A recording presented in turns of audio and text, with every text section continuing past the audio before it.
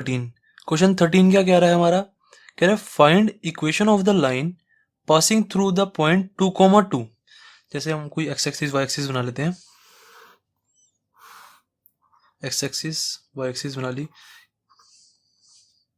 कह रहे कोई एक लाइन है जो 2,2 पॉइंट से पास हो रही है। जैसे मैंने मान लिया 2,2 पॉइंट यहाँ पे होगा कुछ, देखो एक्स एक्सिस का 2 और वाई एक्सिस का 2 कुछ यहाँ पे होगा ना, ऐसी मैं अंदाजे से ले लिया। तो कह रहे कोई एक लाइन है वो 2,2 से पास होती हुई जा रही है, ऐसे करके मैंने कोई लाइन बना दी। सही है। फिर कह रहे हैं and cutting of intercepts on the axis who some is 9। कह रहे हैं जो उसके इंटरसेप्ट्स है ना, जो उसके इंटरसेप्ट्स है, कटिंग इंटरसेप्ट्स, मतलब यहां से लेके यहां तक का डिस्टेंस और यहां से लेके यहां तक का डिस्टेंस, ये और यहां से लेके यहां तक का डिस्टेंस। कह रहा है इन इसका इसका सम दिया हुआ है हमें 9। जैसे ये हमारा ए हो गया, हम एक्स वाले को ए मानते हैं और वाई का जो इंटरसेप्ट होता है उसको बी मानते हैं।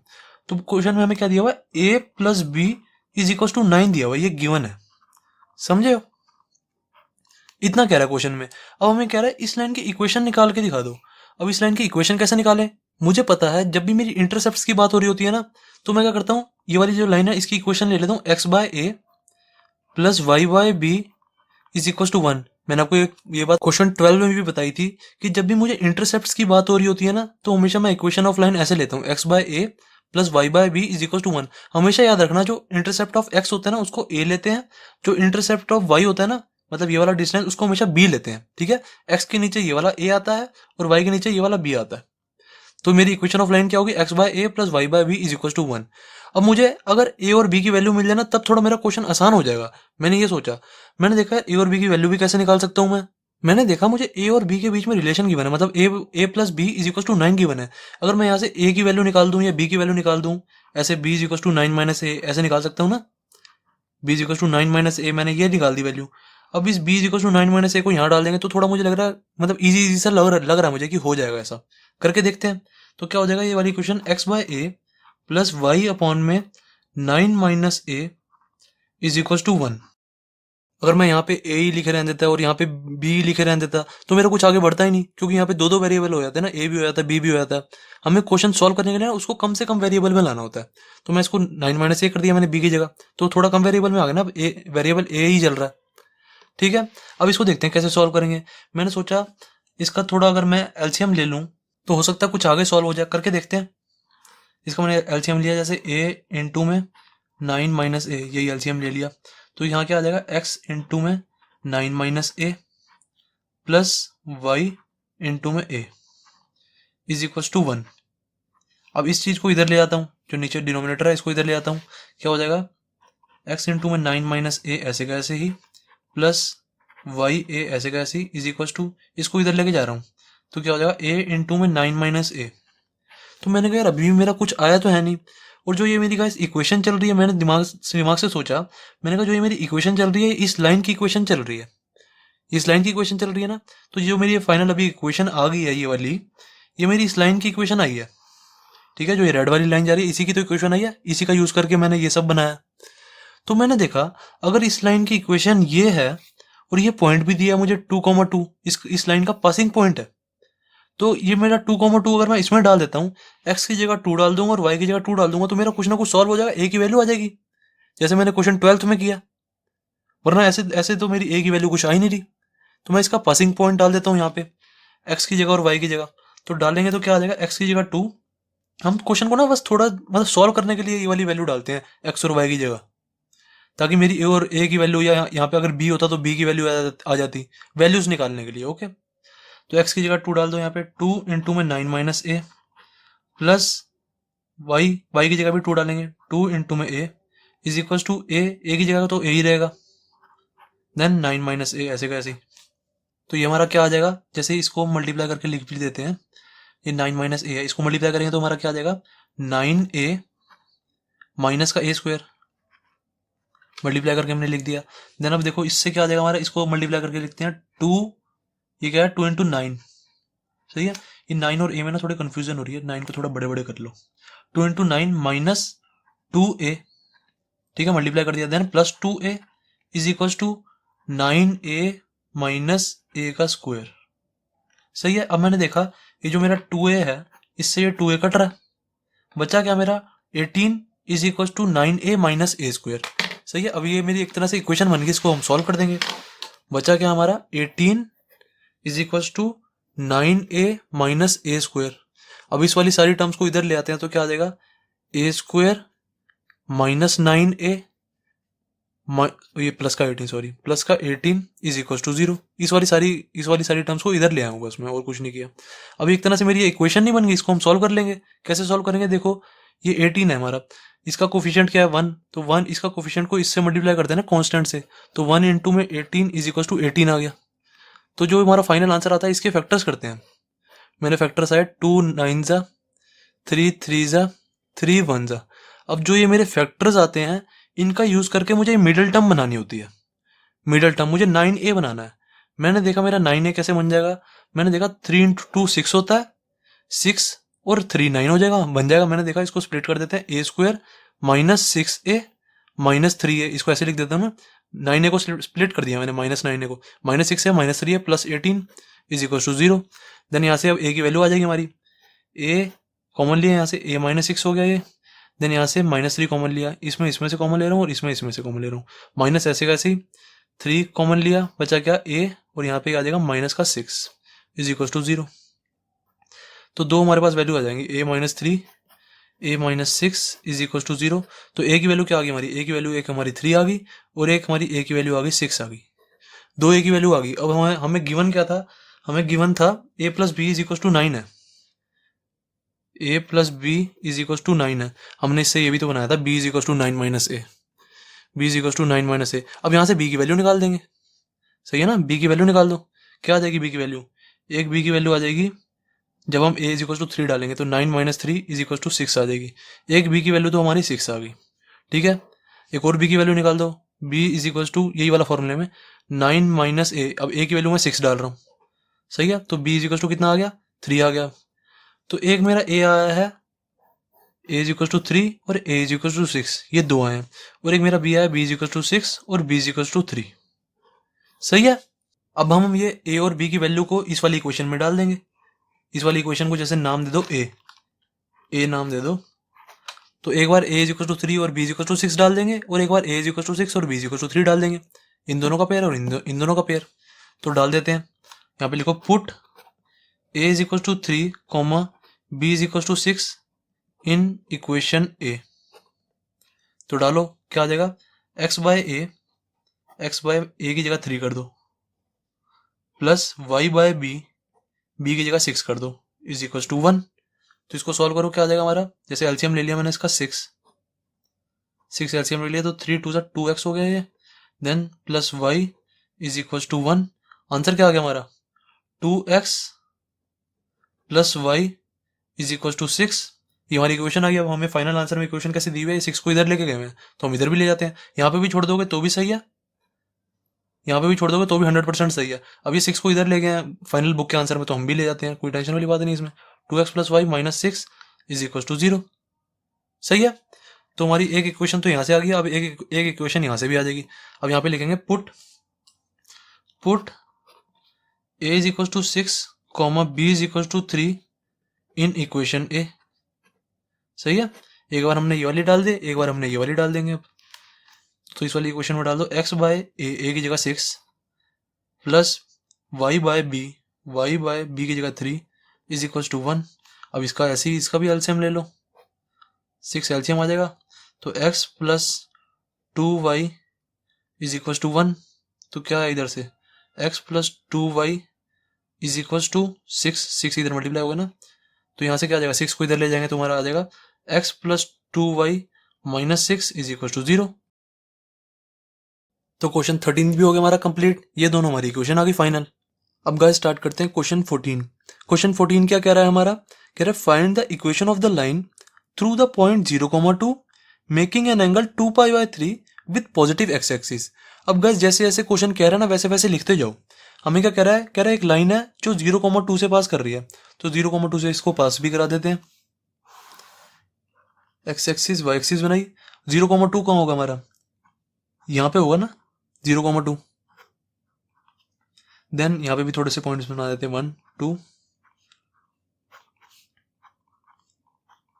ओके, हमें क्या कह रहे थे, एक लाइन है जो 0,2 से पास कर रही है, तो हम ये 0,2 से पास करते हुए एक लाइन बना देते हैं ऐसे करके। ये हमारी लाइन बना दी हमने।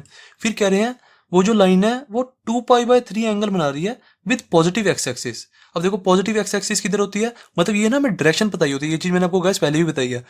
पॉजिटिव एक्स एक्सिस इस साइड होती है ना, और नेगेटिव एक्स एक्सिस इस साइड होती है। पॉजिटिव एक्स एक्सिस इस साइड होती है और नेगेटिव एक्स एक्सिस इस साइड होती है, सबको पता है बात। अब हमें डायरेक्शन बताई हुई है कि इस साइड 2π/3 एंगल बन रहा है, इस लाइन के इस साइड 2π/3, मतलब हमें ये वाला एंगल दिया हुआ है 2π/3। ठीक है, अगर हमें कहते हैं कि विद नेगेटिव एक्स एक्सिस, अब नेगेटिव एक्स एक्सिस को हम देखते हैं कि नेगेटिव एक्स एक्सिस इस साइड होती है ना, तो हमारा ये वाला एंगल बनता, ये वाला, क्योंकि इस साइड नेगेटिव एक्स एक्सिस होती है। ओके, तो ये छोटी छोटी परतों को ना समझा करो। अब हमें ये एंगल भी दिया हुआ है और ये पासिंग पॉइंट भी दिया हुआ है, तो हम इसका निकाल देंगे इक्वेशन। हमें तो आती है ना, जब हमें पासिंग पॉइंट दिया होता है और स्लोप दिया होता है तो हम अपना गॉडफादर वाला फॉर्मूला यूज कर लेते हैं ना, y - y1 = mx - x1। एक तरह से हमें स्लोप दिया ही तो हुआ है, ये हमें एंगल दिया हुआ है, ये वाला एंगल, इसको हम 10 कर देंगे। हमें हमारा जो ये वाला एंगल है इसका 10 2π/3 निकाल देंगे ना, तो हमारा स्लोप निकल जाएगा इस लाइन का। सही है, तो करते हैं, निकालते हैं इसका स्लोप लाइन का। सबसे पहले इस लाइन का स्लोप ही निकालेंगे हम। तो क्या आएगा, m = 10 2π/3। ये है slope of line. Slope of line, इस लाइन का कुछ नाम दे दो, जो आपका मन करे वो दे दो, लाइन L दे दो, slope of line L। Okay, तो अब 10 2π/3 इसको सॉल्व करो, देखो क्या आएगा। m = अब देखो हमें पता है पाई की वैल्यू ना 180 होती है, पाई की वैल्यू 180 डिग्री होती है ना, सबको पता है ये बात। तो यहाँ पे 180 डिग्री डाल देते हैं, इसको कट कर देंगे, देखते हैं क्या बन जाता है, उसकी वैल्यू निकाल देंगे फिर हम। 10 इंटू में 180 डिग्री, पाई की जगह बस मैंने 180 डिग्री लिखा है, अपॉन में 3। अब इसको काट दो जो जो कट रहा है, देन 3 6 60 हो जाएगा। ये कितना आ गया हमारा, 10 120 = 10 120 आ गया। और 10 120 डिग्री की हम वैल्यू निकाल देंगे, क्या आ जाएगी। 10 120 डिग्री को हम ऐसे लिख सकते हैं ना, 10 90 + 30, 90 + 30 120 होता है। तब हम तो अब हमारा फॉर्मूला लग जाएगा, 10 90 + थीटा = क्या होता है, होता तो cot थीटा है, मतलब cot 30 डिग्री, और नेगेटिव का साइन भी आ जाएगा। नेगेटिव का साइन क्यों आएगा, क्योंकि जो हमारा 90 + 30 होता है वो सेकंड क्वाड्रेंट में लाई करता है ना। देखो ये फर्स्ट क्वाड्रेंट होता है, ये सेकंड, ये थर्ड, ये फोर्थ। हमारा 90 डिग्री तो ये होता है, सबको पता है 90 डिग्री। तो 90 डिग्री में हमें प्लस करना है, प्लस कुछ, हमें कुछ एंगल प्लस करना है। देखो 90 डिग्री में हम कुछ एंगल प्लस कर रहे हैं ना, तो हमारा 90 डिग्री में अगर हम कुछ प्लस करेंगे तो ये वाला क्वाड्रेंट आ जाएगा। तो मतलब ये जो हमारा एंगल है सेकंड क्वाड्रेंट में लाई कर रहा है। सेकंड क्वाड्रेंट में क्या होता है, सिर्फ साइन और कोसेक प्लस के होते हैं, बाकी सारे माइनस के होते हैं। ये चीज़ तो सबको पता है, इसलिए मैंने यहाँ पे माइनस लगा दिया। और ये तो सबको फॉर्मूला पता है, ये 10 90 + थीटा = cot थीटा। तो थीटा की जगह यहाँ पे 30 है तो मैंने 30 लग दिया। तो हमारा आंसर क्या आ जाएगा, cot 30 होता है, tan 30 होता है हमारा 1/√3, तो cot 30 क्या हो जाएगा, खाली √3, और यहाँ पे नेगेटिव का साइन लग जाएगा। तो ये हमारा स्लोप आ गया। m = कितना आ गया हमारा, m = -√3। अब हमारा स्लोप निकल गया। हमें पॉइंट पता है, पासिंग पॉइंट क्या है 0,2, इस लाइन का पासिंग पॉइंट भी दिया हुआ ना हमें, ये 0,2। तो अब हम अपने गॉडफादर फॉर्मूला में डाल देंगे, तो डाल दो। नेक्स्ट पेज पे आ जाते हैं। y - y1 = mx - x1। क्या आ जाएगा हमारा, m की जगह डालो -√3, x - x1, x1 क्या ले लो, 0, जो हमारा x1 है 0 हो गया ना, पासिंग पॉइंट जो है हमारा ये है x1/1। मैं वैसे डायरेक्ट ही कर लेता हूँ, आपको मैं बताने के लिए ना ऐसे लिख देता हूँ, आप भी डायरेक्ट ही कर लिया करो। ये x1 है, ये y1 है, तो कर दो इसको सॉल्व। x1 क्या है हमारा 0, और y1 क्या है, y - y1, y1 है हमारा 2। इसको सॉल्व करो, क्या आ जाएगा, y - 2 = -√3x। इस √3x को इस साइड ले जाते हैं, फिर प्लस का x हो जाएगा ना, √3x प्लस का y -2 = 0। ये हमारी फाइनल इक्वेशन आ गई, ये हमारी रिक्वायर्ड इक्वेशन है। सही है, रिक्वायर्ड इक्वेशन। तो हमारा आधा क्वेश्चन तो खत्म हो गया। सही है, अब उसके बाद क्या कह रहे हैं क्वेश्चन में, क्वेश्चन में हमें कह रहे थे also find the equation of the line parallel to it, कह रहा है जो हमने एक लाइन बनाई है ना ये वाली, इसके एक पैरेलल लाइन जा रही है, कह रहा है इस लाइन की भी इक्वेशन निकाल दो। ये कह रहे हैं हमें, कह रहे हैं ना also find the equation of line parallel to it, जो हमारी लाइन है ना इसके एक पैरेलल कोई लाइन जा रही है उसकी इक्वेशन निकालने के लिए कह रहे हैं and crossing the y axis at a distance of 2 units below the origin. अब देखो हमें कह रहे हैं इसके ना पैरेलल एक लाइन है, इस लाइन के पैरेलल एक लाइन है, जैसे यहाँ पे बना दो 1 और ये 2 -1 -2। हमें कह रहे हैं जो हमारी लाइन है ना इसके पैरेलल वो इस वाले पॉइंट से पास कर रही है, कह रहे हैं ना distance of 2 units below the origin, origin से नीचे 2 यूनिट्स डिस्टेंस, तो ओरिजिन से नीचे 2 यूनिट्स डिस्टेंस तो ये वाला हुआ ना, तो इससे पास करते हुए हम पैरेलल लाइन बना देते हैं इसकी। तो अब हमें इस वाली लाइन की भी इक्वेशन निकालनी है, इसको लाइन m कह लो चाहे। अब now we have to find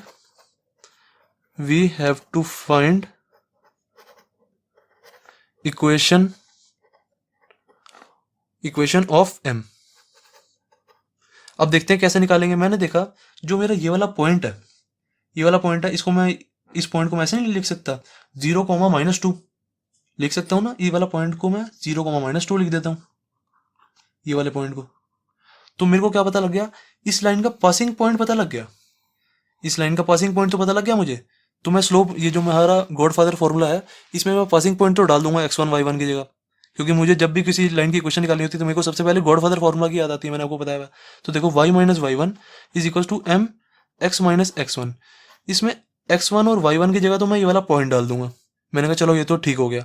मैंने कहा स्लोप क्या डालूं इसका स्लोप भी तो होगा यार, मुझे यहाँ पे स्लोप चाहिए। अब स्लोप क्या आएगा, अब हमारी जो हमने एक्सरसाइज 10.1 में सारे बेसिक्स पढ़े थे ना वो यहाँ पे काम आएंगे। जब भी हमारे 2 लाइन पैरेलल होती है, याद करो, जब भी हमारी कोई 2 लाइन पैरेलल होती है तो उन दोनों के स्लोप्स इक्वल होते हैं। जैसे इसका स्लोप अगर m1 है और इसका स्लोप m2 है, if 2 lines are parallel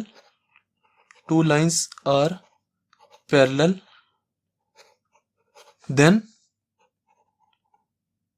m1 = m2 होता है हमेशा, याद रख लो ये। जब भी 2 लाइन पैरेलल होती है तो उन दोनों के स्लोप्स भी तो इक्वल ही होंगे। देखो ना, आप खुद सोचो, जैसे एक लाइन ये हमारी x एक्सिस y एक्सिस है, जैसे एक लाइन ऐसे जा रही है, उसका स्लोप है जैसे मान लो 2। अब ऐसे एक लाइन ऐसे भी तो जा रही है बिल्कुल, जैसे इसके लाइन अगर मैं कोई पैरेलल लाइन बनाऊं तो ये भी तो बिल्कुल ऐसे ही जा रही है, सेम उसकी जितनी ही झुकी हुई है, जितनी ये झुकी हुई है उतनी ही ये झुकी हुई है, सेम इसके जैसी ही तो है ये लाइन, तो इसका भी स्लोप 2 ही होगा। इसलिए ये चीज हमेशा याद रखना। तो जो मेरी इस लाइन का स्लोप आया था वही इस लाइन का स्लोप होगा।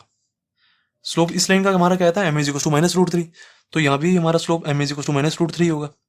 तो यहाँ पे लिख दो m = -√3 है, एंड x1 y1 क्या है हमारा, x1, y1 = है 0, -2, ये वाला पॉइंट पासिंग पॉइंट जो होता है हमारा 0, -2। तो अब डाल दो इसमें, हमारा आंसर खत्म हो जाएगा। y - y1 = y1 की जगह वैल्यूज डाल दो ना, y - y1 क्या है हमारा -2 = m की जगह क्या डालना, -√3, देन x - x1 क्या है हमारा 0 ही है, क्या आ जाएगा y + 2 = -√3, x - 0 तो x ही हो जाएगा, तो यहाँ पे x लिख देते हैं बस। फाइनल आंसर क्या आ गया हमारा, इस √3x को इस साइड ले जाओ, तो √3x + y + 2 = 0। तो ये हमारी पैरेलल वाली लाइन आ गई, पैरेलल लाइन की इक्वेशन। ओके, तो क्वेश्चन 14 भी हो गया हमारा कंप्लीट। अब गाइस स्टार्ट करते हैं क्वेश्चन 15। क्वेश्चन 15 क्या कह रहा है हमारा, कह रहा है the perpendicular from the origin to a line meets it at the point -2, 9। देखो गाइस, जैसे जैसे क्वेश्चन कह रहा है ना वैसे वैसे बनाते जाओ। सबसे पहले जो हमें ये पॉइंट दिया हुआ ना इसको प्लॉट कर लेते हैं। -2, 9 कहाँ होगा, देखो ये एक्स एक्सिस पे -2 ये रहा, और यहाँ पे कहीं जैसे ये 1 हो गया, ये 2 हो गया, जैसे यहाँ पे कहीं 9 भी आएगा, तो मान लो ये हो गया, ये वाला पॉइंट हो गया -2, 9। सही है, -2, 9 ये वाला पॉइंट हो गया।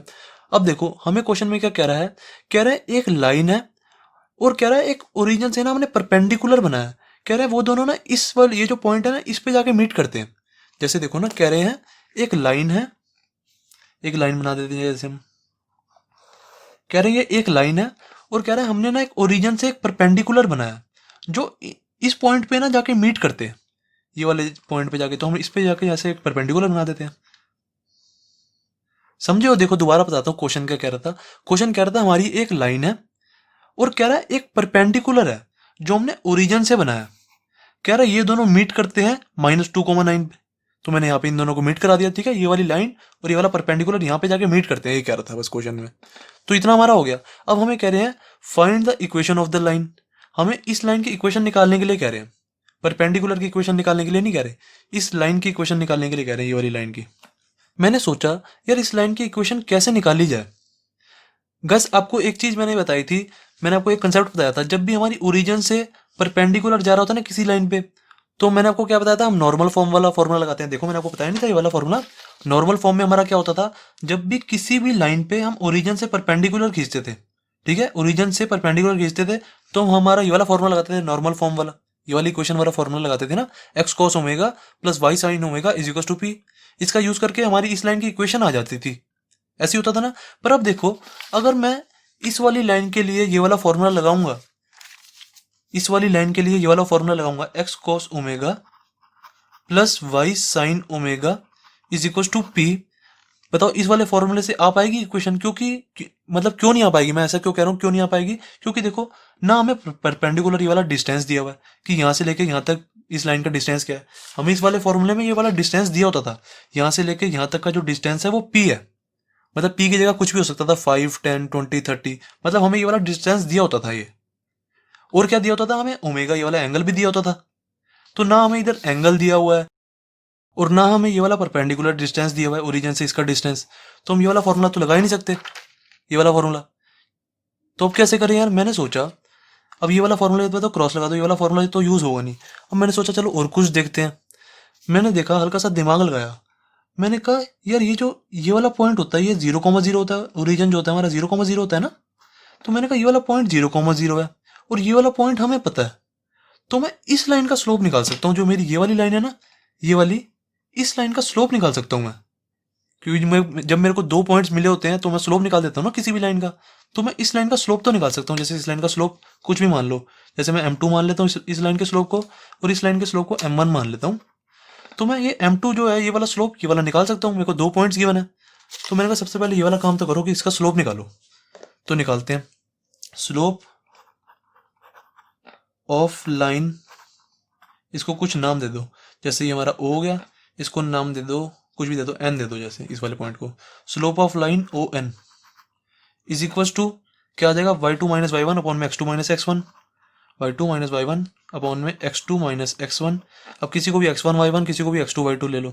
जैसे मैं इसको x1 y1 ले लेता हूँ, x1 y1, और इसको x2 y2, तो डाल दो भी इसके में, इस फॉर्मूले में। y2 क्या हमारा 9, 9 माइनस 0 अपॉन में x2, x2 क्या हमारा यहाँ पे x1 है, x2 क्या है हमारा -2, -2 माइनस 0, तो हमारा आंसर क्या है 9/-2, 9/-2, तो माइनस को मैं ऊपर लिख देता हूँ यहाँ पे। तो स्लोप मेरा क्या है m2 इज इक्वल टू -9/2 आया। ओके, तो इस लाइन का स्लोप तो मेरे को मिल गया। तो मैंने कहा ये वाली लाइन परपेंडिकुलर है इसके। हमने वाली ये चीज तो पढ़ी हुई है ना, जब भी दो लाइन परपेंडिकुलर होते हैं, हमने कितने सारे क्वेश्चन कर दिए हैं। जब भी दो लाइन परपेंडिकुलर होती हैं, तो अगर इसका स्लोप m1 है, इसका स्लोप m2 है, तो दोनों का मल्टीप्लाई इज इक्वल टू -1 होता है। कितने सारे क्वेश्चन तो हम करके आए हैं। तो हमारे पास m2 आ गया, m1 निकाल देंगे हम। m1 क्या आ जाएगा हमारा, we know m1 into m2 is equal to -1। ठीक है, सबसे पहले आप यहाँ पे भी ये भी लिख सकते थे, we know line this and line this both are perpendicular to each other. फिर उसके बाद ये वाली कंडीशन लिख दो, m1 into m2 is equal to -1।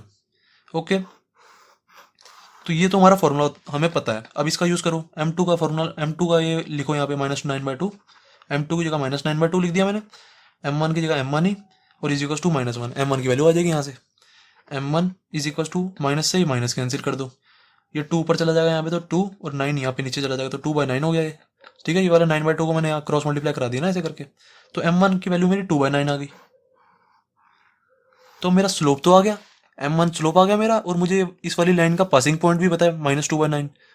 तो मैं अपना गॉडफादर वाला फॉर्मूला यूज करके निकाल दूंगा इस लाइन की इक्वेशन भी। ओके, तो यूज करते हैं। y minus y1 is equal to m x minus x1। M क्या है हमारा, एम की जगह यहाँ पे M1 लिख लो, क्योंकि हमारी इस लाइन का जो स्लोप है वो M1 है ना, M1 कर दिया मैंने इसको। हमारा M1 गिवन है, M1 सॉरी हमने निकाला है 2/9। एंड पासिंग पॉइंट क्या है हमारा, पासिंग पॉइंट ऑफ लाइन क्या है हमारा, x1 y1 is equal to x1 y1, मैं इसको मार रहा हूँ ना, ये जो पासिंग पॉइंट है, अब मैंने इसको x1 y1 मान लिया, x1 और y1 किसी को भी किसी भी टाइम कुछ भी मान सकते हो। तो पासिंग पॉइंट मेरा ये -2,9 है, -2,9। तो अब इसको इस वाले फॉर्मूले में पुट कर दो, बस क्वेश्चन खत्म हमारा। y माइनस y1 की वैल्यू क्या है 9 इज इक्वल टू m1 क्या है 2/9, फिर देन x माइनस x1 क्या है -2, तो डाल दो, बस खत्म हो गया हमारा क्वेश्चन। 9 को ऊपर मल्टीप्लाई करा देते हैं, एक काम करते हैं, 9 को यहाँ मल्टीप्लाई करा दो तो क्या आ जाएगा, 9y इज इक्वल टू 2, यहाँ पे x + 2 हो जाएगा, ये minus minus plus is equal to क्या आ जाएगा 2x + 4, 2 का मल्टीप्लाई करा दिया ना मैंने, 9y minus 81 is equal to 2x + 4 आ गया। अब इस वाली सारी टर्म्स को इस साइड ले जाते हैं, तो क्या आ जाएगा 2x + 4, 9y इधर आके -9y हो जाएगा, -81 इधर आके +81 हो जाएगा। तो इसको सॉल्व कर दो बस, 2x माइनस 9y 81 और ये 4 कितना हो जाएगा 85 प्लस का 85 इज इक्वल टू, यहाँ पे 0 भी चल रहा है क्योंकि इस वाली सारी टर्म्स को मैं इस साइड ले गया था ना, तो यहाँ पे इज इक्वल टू 0 बचा, तो इज इक्वल टू 0 यहाँ पे लगा देते हैं, is equal to 0। That's it, ये हमारी रिक्वायर्ड इक्वेशन है। हम ये इक्वेशन ऑफ लाइन निकालने के लिए कह रहे थे, हमारी इक्वेशन ऑफ लाइन निकल गई। ओके, तो क्वेश्चन 15 भी हो गया कंप्लीट। अब गाइस देखते हैं क्वेश्चन 16। क्वेश्चन 16 क्या कह रहा है हमारा, कह रहा है the length L of copper rod is a linear function of its Celsius temperature C। देखो इतना क्वेश्चन क्या कह रहा है, जैसे ये मान लो मैंने एक कॉपर रॉड ले ली, ठीक है, ये कॉपर रॉड है। क्वेश्चन में क्या कह रहा है, कह रहा है जब हम इसका टेम्परेचर बढ़ाते हैं ना तो इसका साइज भी बढ़ जाता है, मतलब इसकी जो लेंथ है ना वो बढ़ जाती है। ये तो इन्होंने बिल्कुल टेक्निकल बात ही करी है, क्योंकि देखो गाइस हमारा कोई भी जो मेटल होता है ना, कोई भी मेटल होता है वो किसी भी लेंथ का हो, जब हम उसका टेम्परेचर बढ़ाते हैं ना, जब हम उसका टेम्परेचर बढ़ाते हैं, टेम्परेचर को जब हम इंक्रीज करते हैं तो उसकी लेंथ अपने आप इंक्रीज हो जाती है, मतलब हल्का सा वो ना बढ़ जाएगा। कोई भी मेटल हो, हर एक मेटल की प्रॉपर्टी है ये, कोई भी मेटल हो जब हम उसका टेम्परेचर बढ़ाते हैं तो उसका साइज ना इंक्रीज कर जाता है। जैसे यहाँ पे 10 डिग्री सेल्सियस था, यहाँ पे मान लो हमने कर दिया 140 डिग्री सेल्सियस, तो उसका साइज थोड़ा सा बढ़ गया। अगर हमने मान लो यहाँ पे कर दिया 200 डिग्री सेल्सियस टेम्परेचर इसी रॉड का, तो थोड़ा और बढ़ जाएगा वो। ओके, ये इन्होंने बिल्कुल टेक्निकल बात ही करी है। अब लीनियर फंक्शन का क्या मतलब है, लीनियर फंक्शन का मतलब है जैसे इन्होंने बोला the length L of copper rod is a linear function of its Celsius temperature C। मतलब कह रहे हैं जो कॉपर की इसकी जो लेंथ है ना कॉपर रॉड की L, वो लीनियर फंक्शन है C का। मतलब जब हम C बढ़ाएंगे ना तो L भी बढ़ेगा, ये कह रहे हैं बस। मतलब जैसे मैंने कुछ ऐसे लीनियर फंक्शन ले लिया, L is equal to 2 + C, जैसे मैंने ये कोई लीनियर फंक्शन ले लिया। इनका लीनियर फंक्शन कहने का मतलब ये है, जब हम C बढ़ाते हैं ना, C बढ़ाते हैं, C का मतलब है सेल्सियस टेम्परेचर, जब हम टेम्परेचर बढ़ाते हैं तो लेंथ बढ़ती है। तो ये चीज तो मैंने आपको समझाई है, जब हम टेम्परेचर बढ़ाते हैं तो लेंथ बढ़ती है। एक तरह से क्या है, यही बात रहा है ये। इस चीज को हम लीनियर फंक्शन भी कह सकते हैं, लीनियर फंक्शन। क्यों कह सकते हैं हम लीनियर फंक्शन, देखो हम इसका सेल्सियस का टेम्परेचर जैसे अभी हमने जैसे मान लो 5 रखा है यहाँ पे, तो 2 + 5 इज इक्वल टू 7 आ जाएगा ना। तो L की वैल्यू क्या आ गई, L इज इक्वल टू 7 आ गया। जब हम ये सेल्सियस की जगह हम रखेंगे 10 डिग्री सेल्सियस, तो क्या आ जाएगा 2 + 10 इज इक्वल टू, L की वैल्यू कितनी आ गई 12, L इज इक्वल टू 12 आ गया। तो देखो बढ़ रही है ना, जब हम 5 डाल रहे हैं सेल्सियस तो 7 आ रहा है लेंथ, जब हमने सेल्सियस को 10 डाला है तो लेंथ 12 हो गई है, लेंथ बढ़ रही है देखो। ओके, तो ये एक ही बात होती है, ज्यादा कंफ्यूज मत हुआ करो छोटी छोटी चीजों में। बस हमें यही कह रहा था, जो कह रहा है ना वो हल्का सा लिख दो यहाँ पे। क्वेश्चन में क्या कह रहा है, हम जब सेल्सियस बढ़ाते हैं, सेल्सियस मतलब टेम्परेचर, जब हम टेम्परेचर इंक्रीज करते हैं, इंक्रीज को ना साइन गैस ऊपर की तरफ होता है, जब हम बोलते हैं ना डिक्रीज, तो डिक्रीज का साइन हमेशा नीचे की तरफ होता है, ये शॉर्ट फॉर्म होती है। जब हम सेल्सियस जब हम टेम्परेचर इंक्रीज करते हैं, देन जो लेंथ है वो डिक्रीज होती है, वो सॉरी इंक्रीज होती है यार, मैं क्या बोल रहा हूँ। जब हम टेम्परेचर इंक्रीज करते हैं तो लेंथ इंक्रीज होती है। इतना हमने लिख दिया जो क्वेश्चन यहाँ तक कह रहा था। अब आगे देखते हैं, कह रहे हैं in an experiment if L is equal to इतना when C is equal to 20। कह रहा है जब हमने टेम्परेचर लिया when C is equal to 20 लिया हमने, देन कह रहा है जो लेंथ है ना कॉपर रॉड की, कॉपर रॉड की लेंथ कितनी आ रही है 124.942। मैंने कहा चलो ठीक है। फिर कह रहा है and L is equal to 125.134 when C is equal to 110। फिर कह रहा है जब हमने टेम्परेचर को 110 लिया, C इज इक्वल टू 110 लिया, तो कह रहा है रॉड की लेंथ थोड़ी सी इंक्रीज हो गई, 125.134 हो गई। अभी 124 थी ना, अब 125.134 हो गई, 134। सही है। अब हमें कह रहा है express L in terms of C। मतलब ऐसी चीज कुछ हमें करने के लिए कह रहा है L को रिप्रेजेंट करो इन टर्म्स ऑफ C। मतलब यहाँ पे कुछ होगा x plus y plus z, ऐसे कुछ भी हो सकते हैं, यहाँ पे प्लस C ऐसे कुछ होगा। देखो हमारा जो L है वो इन टर्म्स ऑफ C आ रहा है ना, L में हमारा C आ रहा है, तो मतलब हमें कुछ ऐसा लाना है कि L इज इक्वल टू और यहाँ पे C आए, L in terms of C लाना है हमें। तो ऐसे कुछ एक्सप्रेस करेंगे अब हम। मैंने सोचा यार कैसे करूं, मेरे को इन डिटेल्स का यूज करना है जो मुझे दी हुई है। सबसे पहले मैंने सोचा जब C 20 है तब L इतना आ रहा है, जब C 110 है तब L इतना आ रहा है। मैंने कहा क्यों ना इनको थोड़ा सा ग्राफ पे प्लॉट किया जाए, हो सकता है उसके बाद मेरा कुछ हो जाए, क्योंकि मेरे को ये ना कुछ डिटेल्स ग्राफ की लग रही है। तो मैंने देखा ग्राफ पे चलो इसको करके देखते हैं, नहीं होगा तो कोई बात नहीं, कुछ और सोचेंगे। मैंने देखा ये एक्स एक्सिस ये वाई एक्सिस ले लेते हैं। मैंने देखा C इज इक्वल टू 20 है, तो इसको मैं ना इस वाली एक्सिस को एक्स एक्सिस को मैं C मान लेता हूँ, ठीक है, ये C वाली है, और जो हमारी वाई एक्सिस है उसको L मान लेता हूँ, ठीक है। तो जब C 20 है तब L इतना है, तो मैं यहाँ पे ना C 20 ले लेता हूँ, यहाँ पे 20, तो L यहाँ पे कुछ ले लेते हैं, L है हमारा 124.942, ठीक है। तो ये वाला पॉइंट हो गया हमारा 20,124,942, सही है ना, 20,124.942 ये वाला पॉइंट हमारा हो गया, सही है। देन फिर मैंने सोचा जब C 110 है तो L इतना, मैंने कहा इसको भी चलो प्लॉट कर देते हैं। जब C हमारा यहाँ पे कुछ 110 भी होगा, जब C हमारा 110 है तो L हमारा इतना है, L को यहाँ पे ले लो, कुछ यहाँ पे वैल्यू ले लो 125.134, तो ये वाली वैल्यू यहाँ पे कुछ आएगी, क्या आ गया, ये वाला पॉइंट आ गया 110 और 125.134, ये वाला पॉइंट भी आ गया। मैंने कहा चलो ठीक है। अब मैंने सोचा अगर मैं इस लाइन की इक्वेशन निकाल देता हूँ, ये वाली लाइन चल रही है, इसकी अगर मैं इक्वेशन निकाल देता हूँ तो मेरा L in terms of C आ तो जाएगा। देखो मैं समझाता हूँ कैसे, टेंशन मत लो। देखो गाइस, जो ये हमारा x है इसको मैं क्या ले चुका हूँ, C ले चुका हूँ। एक तरह से ऐसे समझो ये x एक्सिस नहीं रही, अब ये C एक्सिस बन चुकी है, क्योंकि इस पे जो आइटम चल रहे हैं सारे C के चल रहे हैं ना। C 20 है यहाँ पे C 110 है। एक तरह से ऐसे समझो ये x एक्सिस नहीं रही, ये C एक्सिस बन चुकी है, और ऐसे ये y एक्सिस नहीं रही, ये L एक्सिस बन चुकी है, क्योंकि इस पे जो सारे आइटम है वो L है ना, लेंथ, ये L, ये लेंथ हमारी, ये भी L है हमारा लेंथ है। ओके, तो ये हमारी एक तरह से ऐसे समझो ये C एक्सिस है और ये L एक्सिस है। अब मैंने सोचा अगर मैं इस लाइन की इक्वेशन निकालता हूँ, इक्वेशन कैसे निकालते थे, हमारा गॉड फादर फॉर्मूला के पास आ जाओ। गॉड फादर फॉर्मूला क्या होता है हमारा, y minus y one is equal to m x minus x one. अब इधर y क्या होता था, ये वाली y एक्सिस होती थी, और x क्या होता था, हमारी x एक्सिस वाला x होता था। तो अब हम इधर क्या करेंगे, हमारी x एक्सिस और y एक्सिस तो है नहीं, c एक्सिस और l एक्सिस है, तो x की जगह c लिख देंगे, यहाँ पे x की जगह c लिख दूंगा, c minus x one, m ऐसे का ऐसी is equal to y one ऐसे कैसे रहने देंगे, और y की जगह क्या लिख दूंगा, y की जगह लिख दूंगा l, क्योंकि हमारी l एक्सिस बन चुकी है, l minus y one. Okay, अब हमारा ये एक तरह से फॉर्मूला बन चुका है।